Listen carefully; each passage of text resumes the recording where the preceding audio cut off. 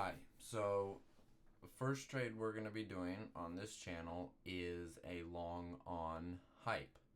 If you want to see what kind of hype supports and why I chose to trade on Hyperliquid, you can check out the first video.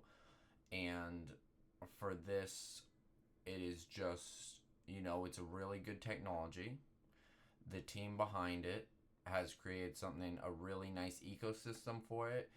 When other platforms integrate hype trading in, it takes the profits of that and then burns them to push hype up further, and it's just really strong. Some things I've noticed: when everything was tanking, you can see right here, it just shot up. When everything else was taking, it just shot up.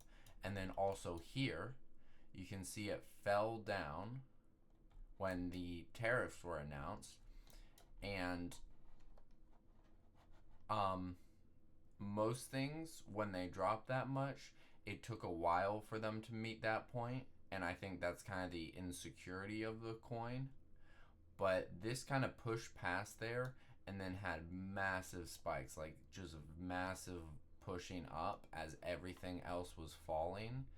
And I think it's just a really strong coin. I love the technology, and I know I'm talking about the price, but you can't just look at the price. You have to look at the technology behind it, and I really support that. And it's also a culture call because we're trading on Hyperliquid, so we kind of have to support that. But yeah, so I'm going to be putting in a long position at 3x leverage, I think, because that puts my liquidation price down here at 29, which I don't usually look at price structure, but I want it to be like a little bit past this pump here. And then if I go place order, there you go. Yeah, my liquidation price is here. I've bought here, and perfect. And yeah, so that's kind of my first trade I'm doing, and that's more of a culture call, so that's more of one I'm just going to let sit.